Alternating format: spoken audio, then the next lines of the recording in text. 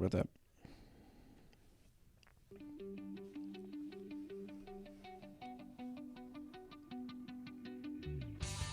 Hello, everyone, and welcome to the Progressive Overload Podcast. Have you ever thought about strengthening multiple areas of your life at the same time?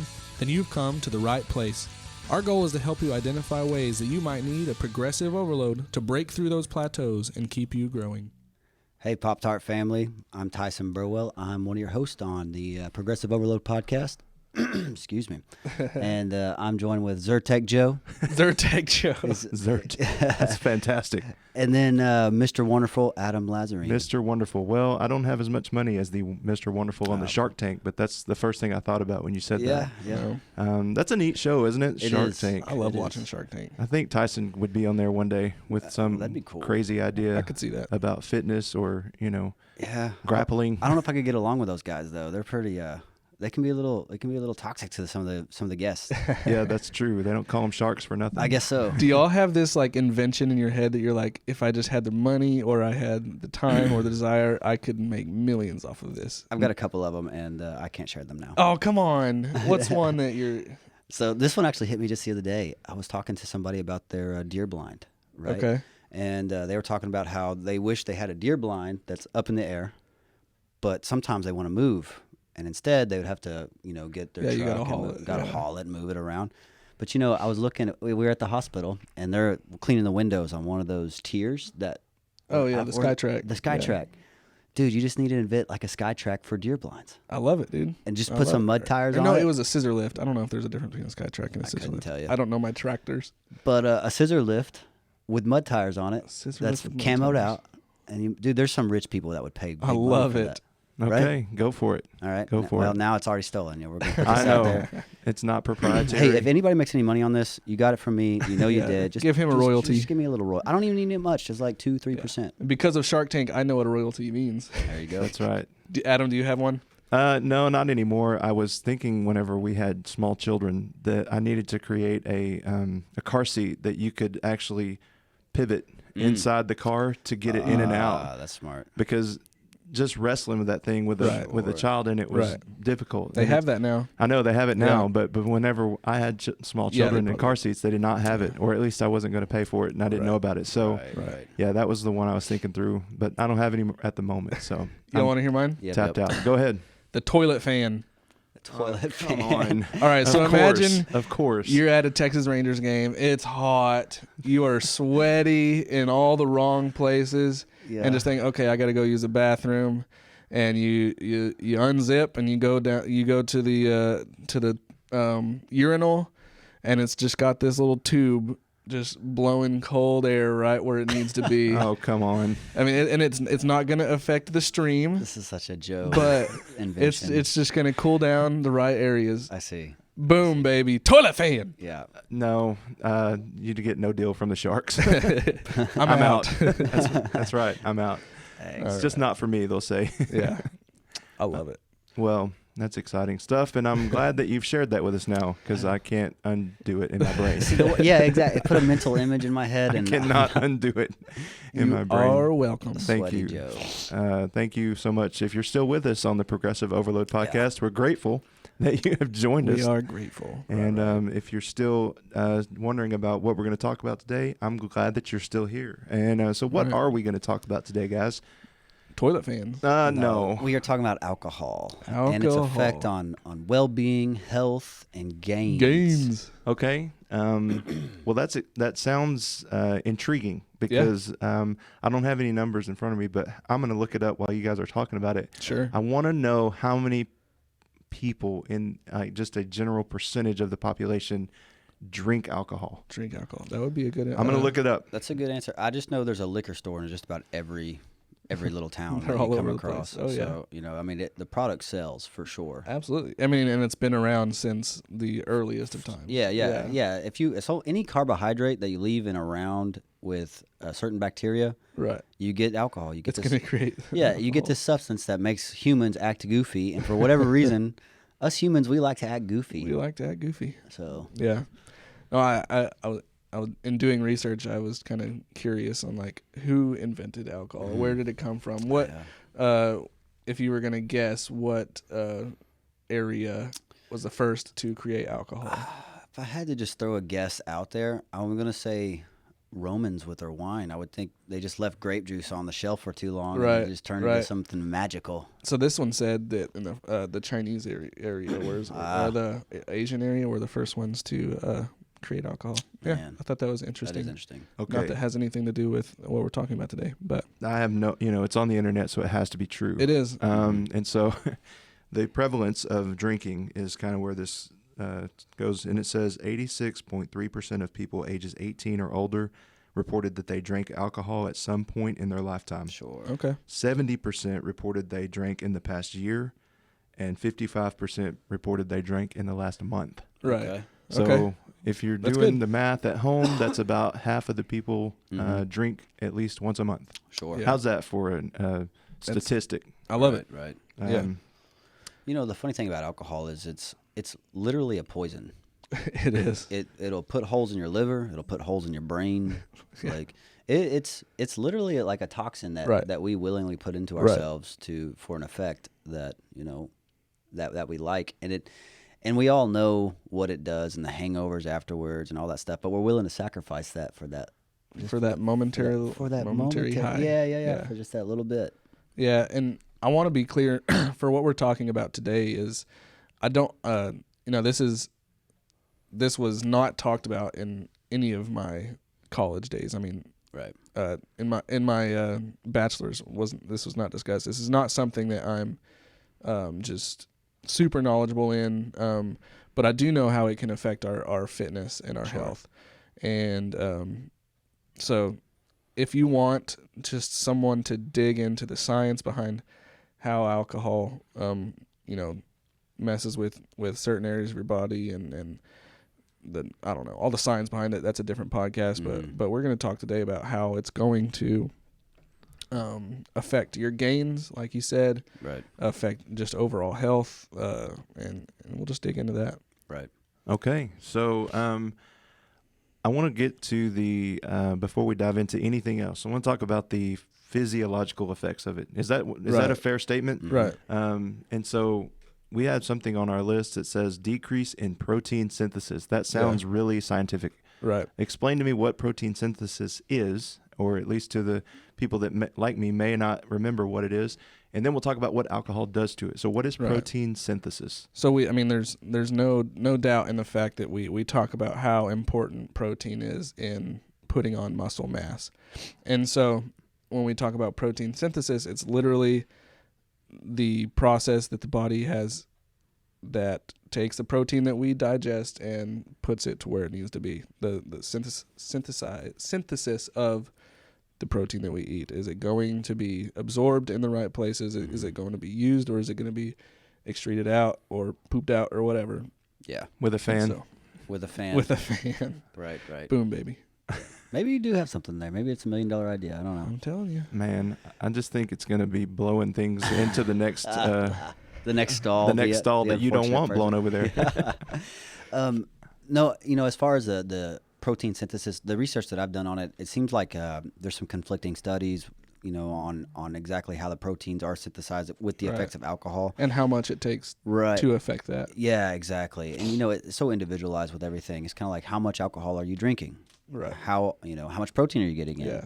What's the rest of your diet like? There's so many factors. I mean, it gets to the point, and I think that's kind of the point that you were making before is, we're not scientists, so really can't speak to that too much. Right. Okay, so I just to put it into terms of athletes, I saw and I heard a football player that said whenever they went to the combine, the NFL combine, it's like a not a competition, but it's like a measuring stick of all the people that are trying out for the NFL. Mm-hmm. He said you are probably at that point in the best shape of your life because you want to make the NFL, right?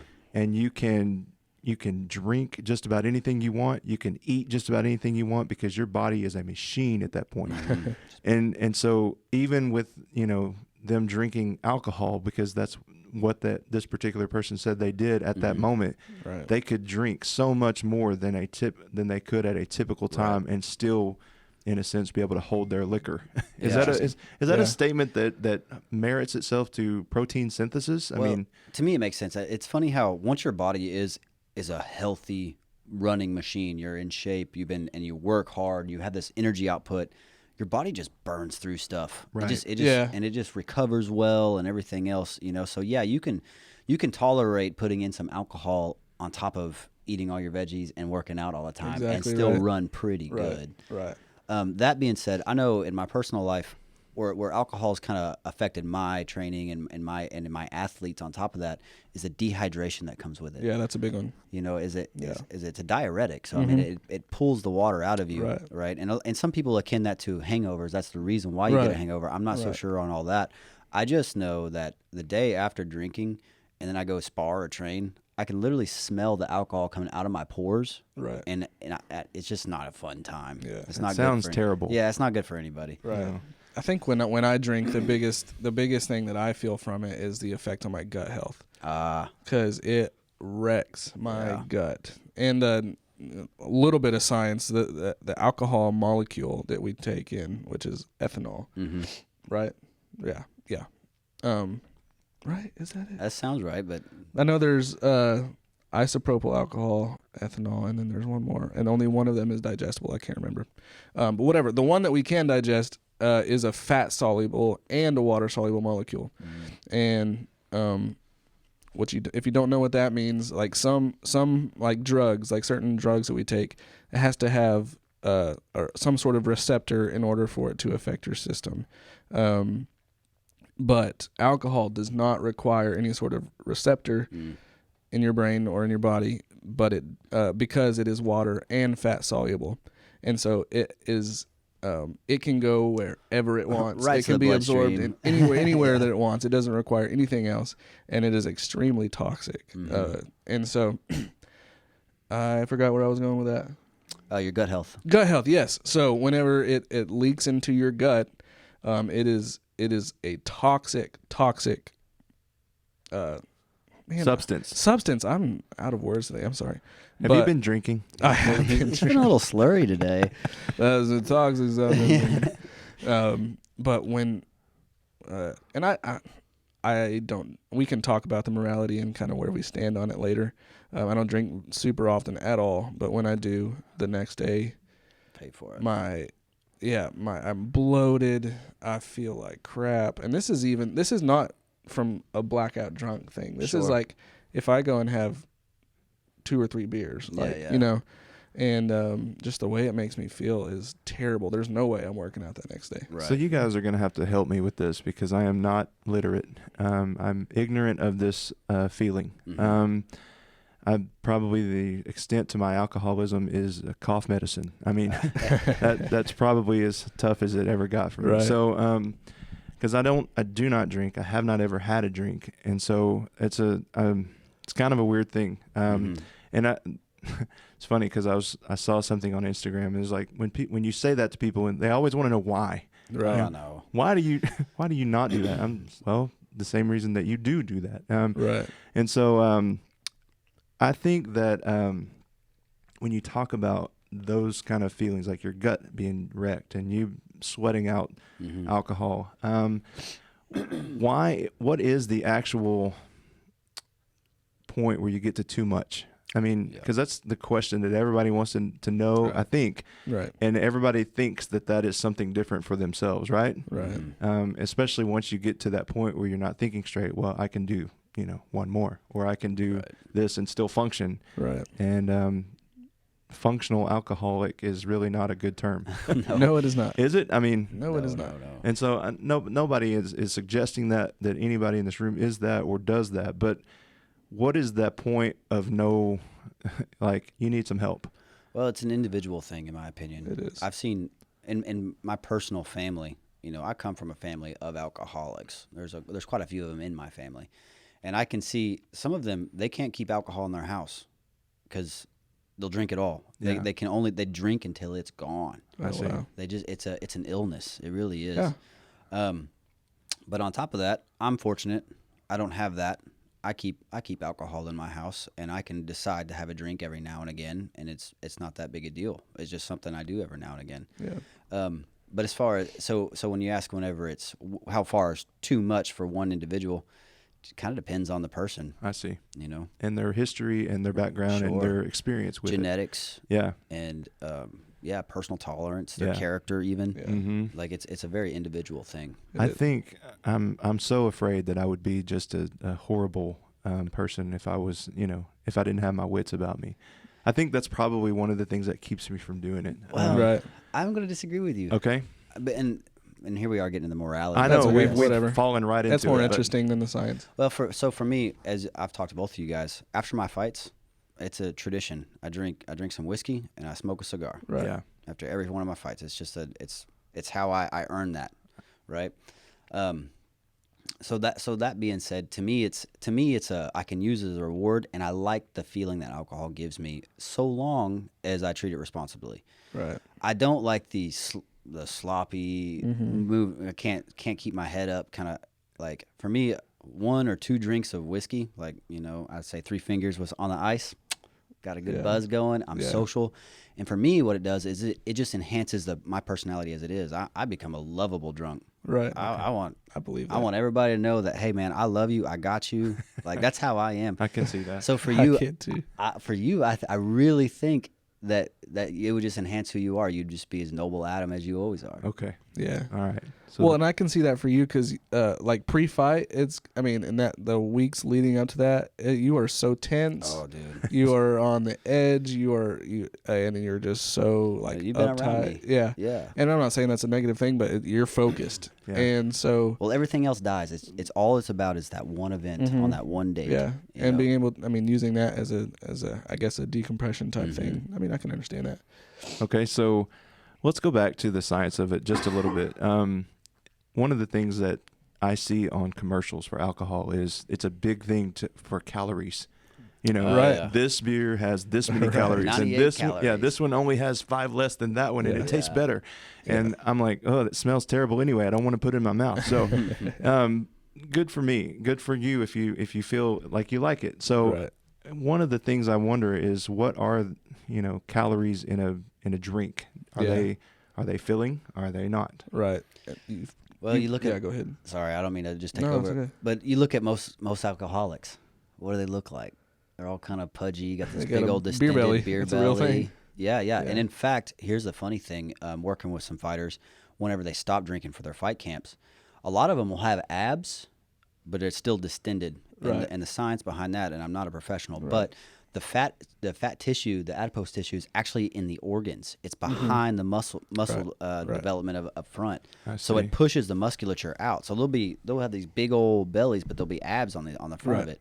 And then when they stop drinking, it just brings it all back in, Right. But they'll all lie to themselves. I'm not fat. Look at this. Feel how hard that is. Well, that's great a point, because the next point is it decreases your testosterone and at the same time is going to increase your cortisol. Yes, sir. And when we have constantly raised cortisol levels day by day, it's going to increase the weight gain and fat gain of the abdominal section. Right. And that's proven. That's a proven effect of cortisol, and it can come from drinking alcohol, or it can come from stress, which because it's the stress hormone. And so that makes total sense why that happened. Yeah. Well, and to your point too, you look at 99 calories per beer, right? And you got these people that will drink a 6-pack on a Friday night. Right. They just got 600 calories, 600 grams of carbs, carbohydrates. Right. Wow. You think about it, that's a cake. Yeah. Right. Well, they're empty calories, and that's a term that I like to use because there is. So say I have a can of Dr. Pepper. Most people call them empty calories, but our body's going to be able to at least you get energy from the sugar in that Coke, in that Dr. Pepper. But when it comes to alcohol, the calories in the alcohol is not as readily available as the sugar in a Dr. Pepper. It has to go through a process it converts acetaldehyde to some different byproducts. It's going to cause way more toxicity, and so it's just the byproduct of alcohol, which is toxic, creates another byproduct which is even more toxic, in order to convert that into energy. And your body's doing that constantly. Yeah, it doesn't ever stop, no matter what you put in. Right. And so it can be a donut or a beer or a Right. Dr. Pepper, and your body uses the same process every time. Right. And it doesn't distinguish, but it makes different byproducts. Because exactly. Because what we put in our mouth, our body wants to use for energy. Right. And but the process of converting whatever you put in your mouth to energy creates different Interesting things. See? And that's why if you drink whiskey straight, it's keto friendly. Sure. I did not know that. Yeah, see? Now you know. I know that now. Hey, you could have been keto the whole time and still had some whiskey. Still had it. Okay. Well, I'm glad to know that. Not brandy though. There's a lot of sugar in brandy. Okay. Well, Yeah. I agree with that. Just those of you that did not get that joke, Adam's wife name is Brandy. That's correct. That's correct. All right. That's sweet. Sweet as brandy. Isn't that fun? All But right. she doesn't listen to our podcast, so she'll never know that you said that. Nah, she probably will listen to this one, but that's fine. I love it. I love her just the same. All right. So, alcohol is one of those substances that destroys our gains. And we're kind of touching on all of the different reasons why that happens. There's other substances out there, though, right? Sure. Right. So, what's another substance that can destroy gains for us? Nicotine. Nicotine. Yeah. Wow. Okay. So, let's talk about that. What does nicotine do to destroy gains for us? Yeah. So just like we talked about alcohol decreasing our testosterone, nicotine has proven to decrease our testosterone also. And testosterone is a wonderful thing whenever we're trying to put on muscle. Yes. Yeah, for sure. And from a therapy standpoint, did you know there's a correlation between smokers and shoulder injuries and shoulder surgeries? Really? It's 75%. Wow. Yeah, so 75% of all this, and you'll have to double check that, from what I've read and heard, is 75% of all shoulder repair surgeries and full shoulder replacements, 75% are smokers.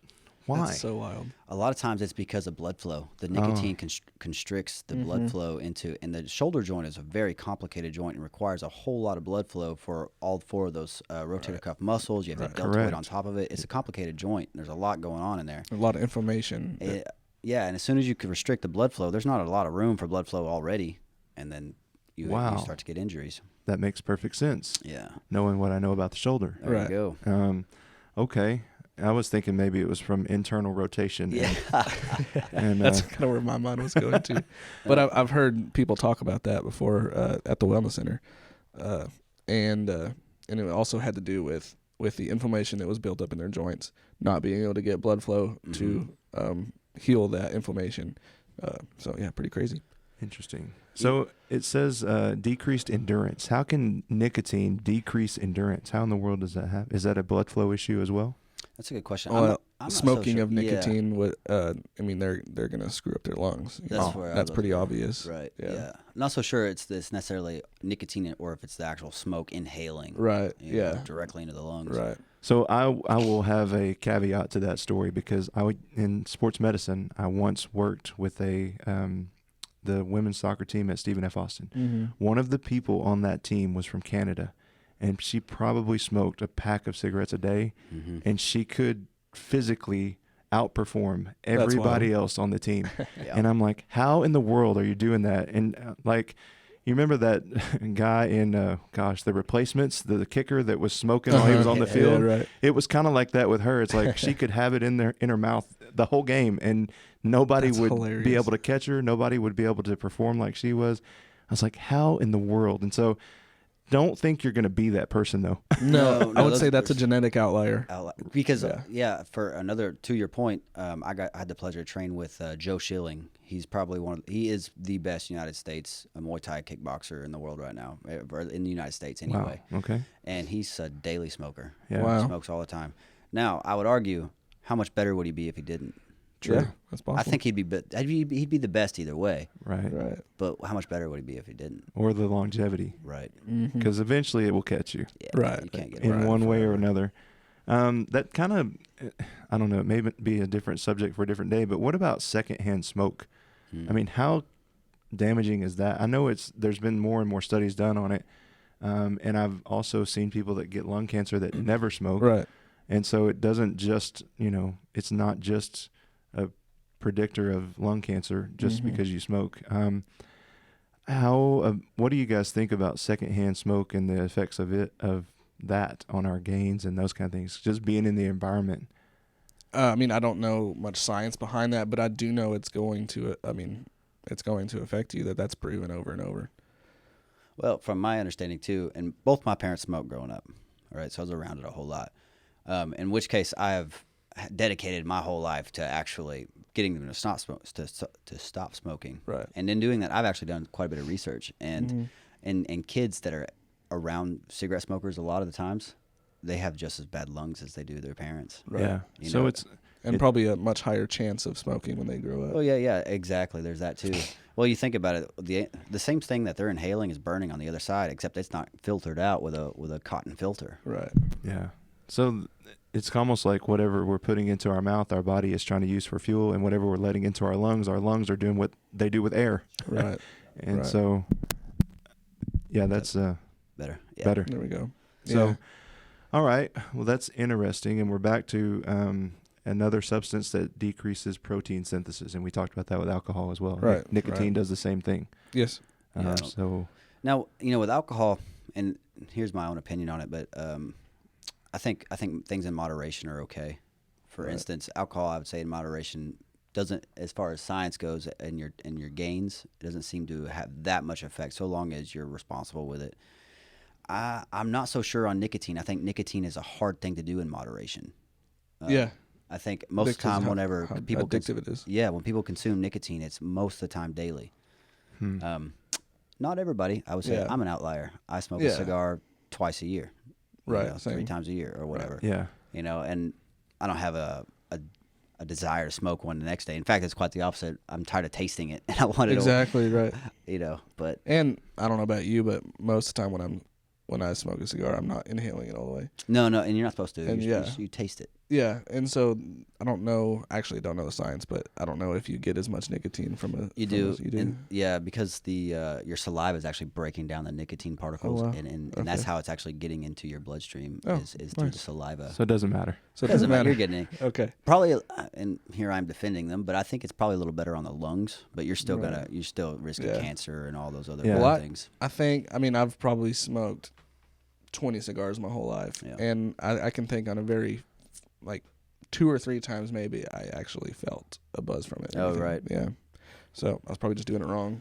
Well, I felt cool though, Sure. Well, that's the thing, man, is between a cigar and alcohol, it's a social lubricant. Yeah. I love it for the social environment. If you're dealing with, like, if I've got a group of like 4 or 5 of my buddies over, hey, you want a cigar? You want some whiskey, or you want a beer? Like, it just, and suddenly now everybody's relaxed and the conversation's flowing. Right. It's not like we're getting stupid. In fact, we're in my backyard barbecuing. Right. But man, it just creates a fun environment, and I think that's the addiction to alcohol, at least for 50% of the population. Right.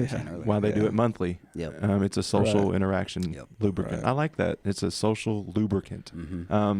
So I'm looking and I'm thinking about things in my own life, and the one thing that I really do enjoy is the smell of a pipe. Yeah. Does that make sense to anybody? It's sweet, and and I don't know. You'd be a cigar smoker. I don't know that I like. I don't know that I would even try it, but it smells better to me than everything else. But and not very many people that I know do that, or they don't do it anymore.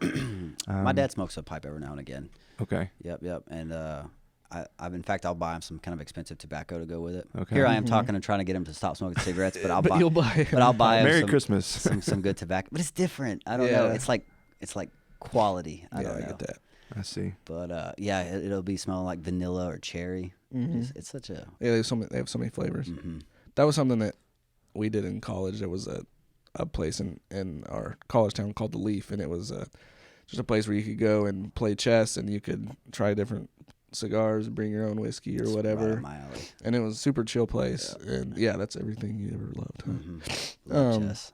Interesting. Love cigars. Love whiskey. Yeah, but it's not healthy for you. Well, it's good for the soul. I mean, I did want to talk about today, and in my opinion, there are times where it's not good for your health, but it could be good for relationships, and I feel weird saying that.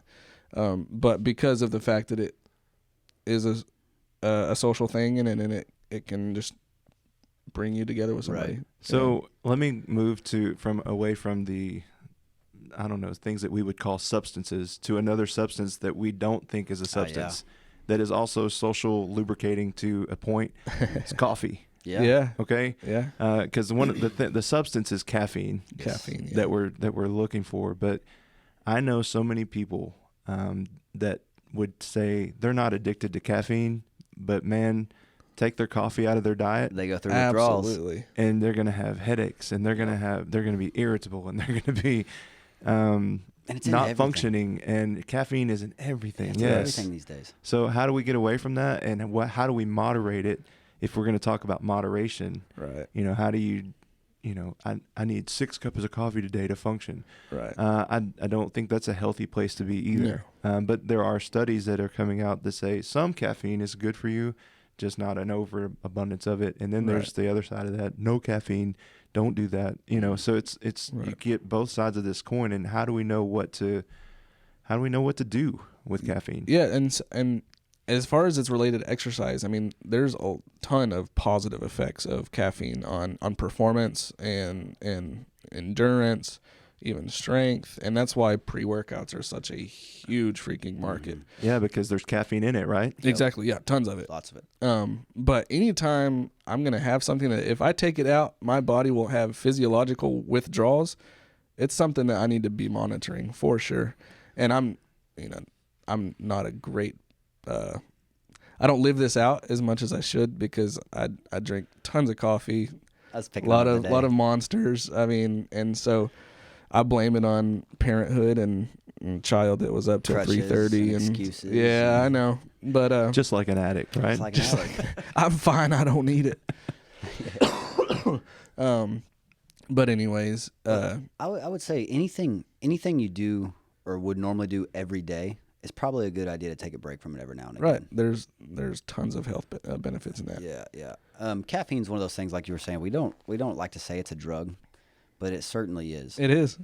Yeah. It is. And it's to the point, actually, there's been people that died over caffeine overdoses. Mm-hmm. I read not so long ago, someone was taking some of that gamer fuel mixed with Red Bull. Right. Oh, my goodness. And they just tripped out on caffeine and stopped their heart. Yeah. Yeah. Is caffeine something that our bodies, I know it can live without it, but it does not produce caffeine on its own, right? I don't think so. And so it's basically a stimulant that we're introducing to our body, and then our bodies go, hey, I like that. I like it. And it's just like everything else, like alcohol or nicotine. You introduce that to your body, and it goes, wait a minute. Right. This is something different, and I don't know that I want to do without it.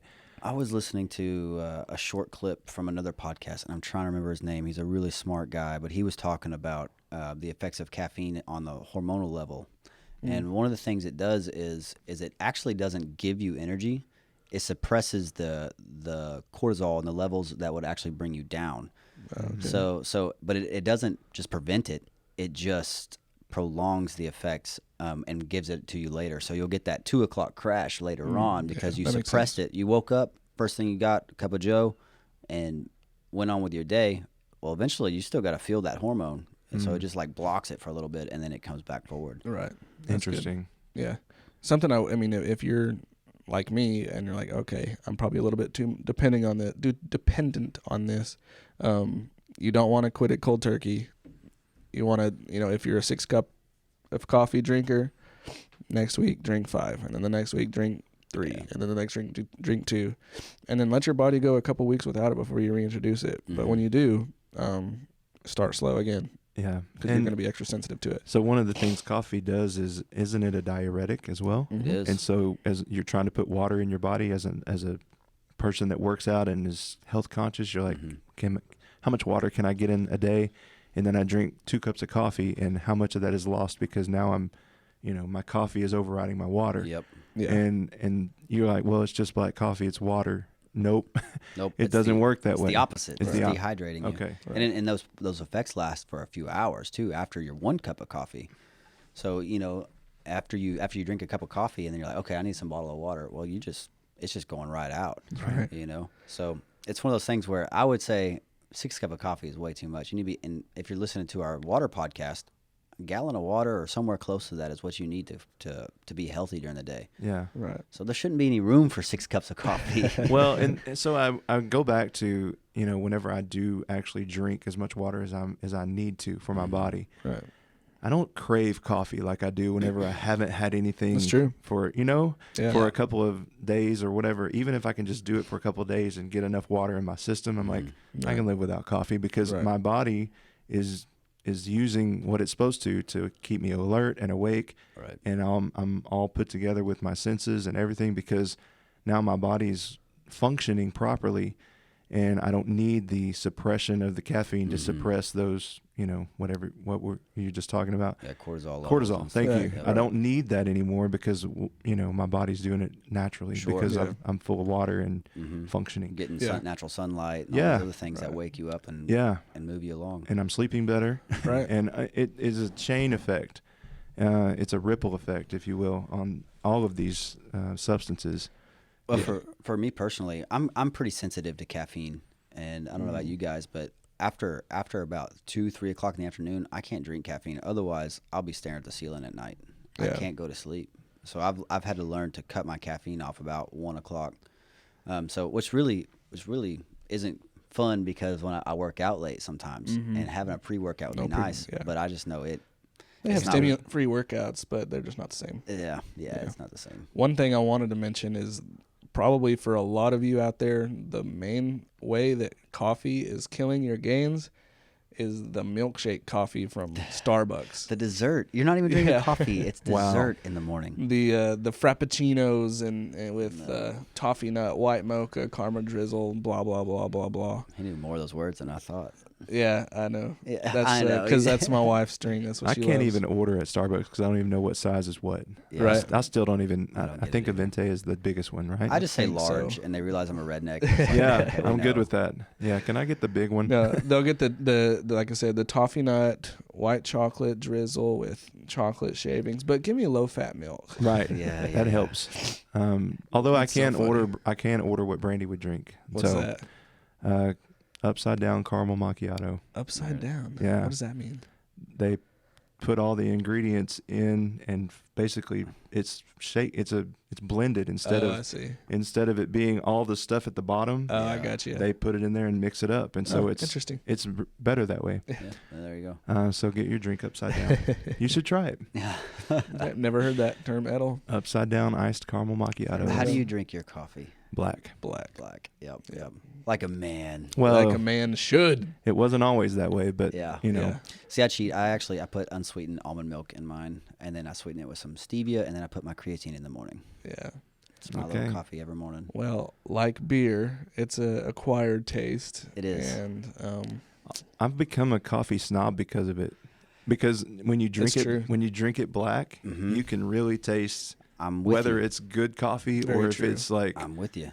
Fellowship like Hall, acid. Fellowship Hall coffee from the church. Yeah, exactly. Church coffee is always the worst, man. Come on now. I saw battery something. acid. Yeah, it's like Deacon carefully measures out 1 teaspoon of coffee grounds for a whole vat. Yeah, it's just terrible.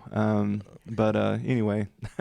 Yeah, I'm kind of like you. I like good quality coffee, and I'll spend a little bit more money on it now because I enjoy the actual coffee flavor. Right. But if you're going to throw in a bunch of heavy creams and sugars and vanillas, this and that, just Folgers is fine. You're not going to taste the coffee anyway. Yeah. And so when I do put something in it, I'll put a little, like a tablespoon or a teaspoon of heavy whipping cream. Yeah, I like heavy cream in mine. It's sometimes. good, but that's just usually on the weekend. So so disciplined. I know, right? In some things. So let's talk about that discipline because it leads us to the morality of all of this, right? Yeah. And so what does the Bible have to say about substance abuse in general? Yeah. Because the one that people want to go to is alcohol. That's one, people have been blasted over, their drinking and their, alcohol addiction or whatever. Here's the thing. Scripture does not explicitly command us not to drink. That may shock some people. But it does not ever say do not drink. It just says do not become drunk with wine. Right. And so if you're going to go that route, if you're going to tackle that issue scripturally, you have to get it, the totality of it, because there are other places in Scripture, and you can look at them, in your leisure. But there's a lot to say about drinking. But like, okay, Ecclesiastes 9:7, drink your wine with a merry heart. Nobody ever pulls that one out, do they? Nope. You know, and so I like that one. I know. But see, here's the thing: you can do a lot with those passages of scripture, and you can pluck them out to make yourself feel better, and you can do a lot to defend yourself or any of that. What it comes down to with morality is the fact that we're also we're not supposed to be mastered by anything. Right. Does that make sense? Right.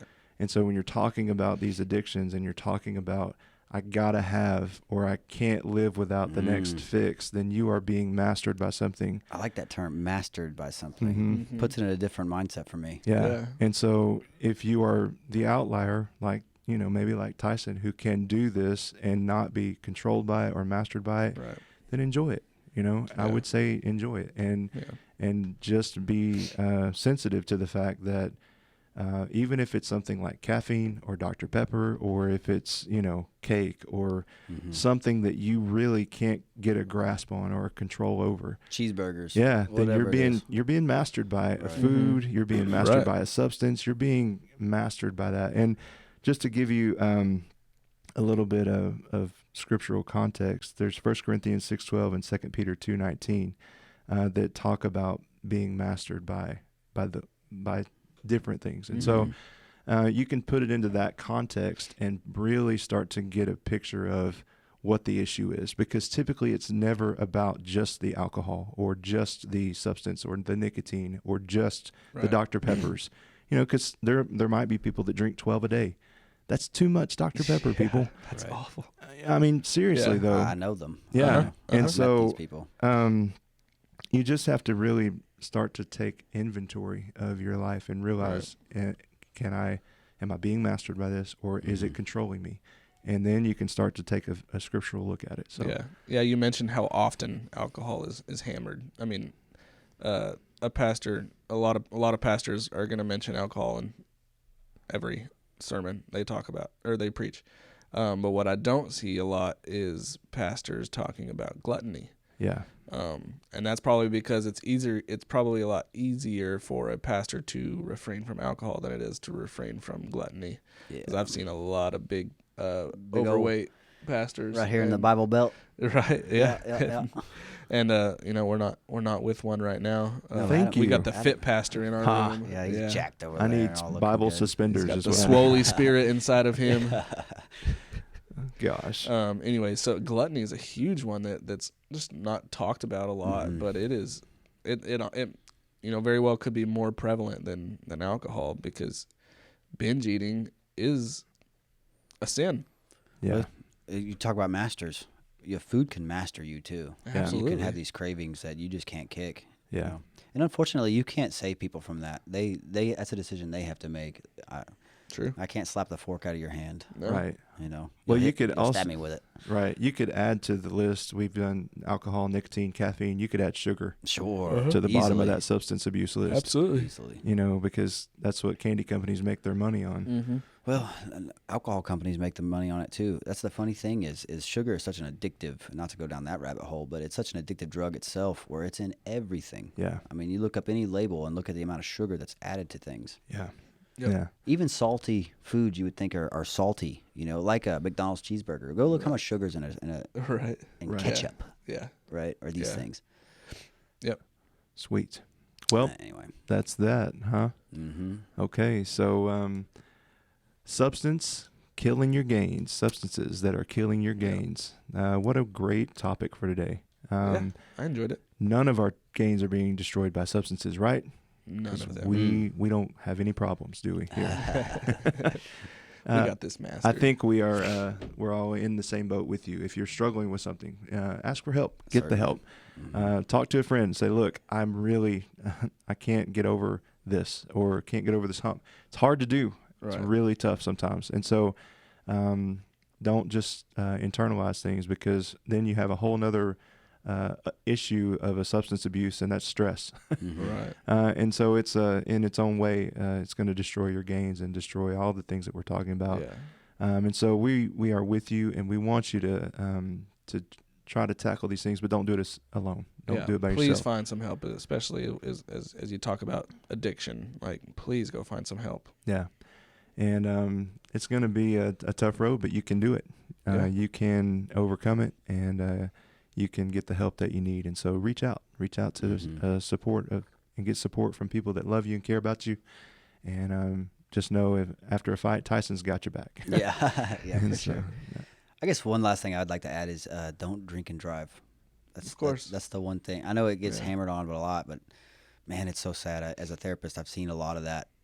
People that are affected by that. Yeah. Right. And it's awful. So there's too many options now with Lyft and Uber and calling people. Yeah. Just don't get behind the wheel if you've been drinking at all. Yeah. Yep. That's a good point to make, and I'm glad you said that. I know it was a big deal when I was in school, that whole campaign about drunk driving, and that's still a big deal. It's, schools still do that. They still teach that message, and so it's a good one to end with. So thank you. Cool. All right. Well, we're almost there at 52, so we'll keep looking out for some big surprises at episode 52 when we hit our 1 year anniversary. Beautiful. Yeah, keep supporting us in all the ways that you do already, and if nothing else, we'll see y'all next week. Thanks for listening to the Progressive Overload podcast. We're honored to be a small part of your day. If you have any questions, comments, concerns, or are interested in sponsoring our efforts, please feel free to reach out via email.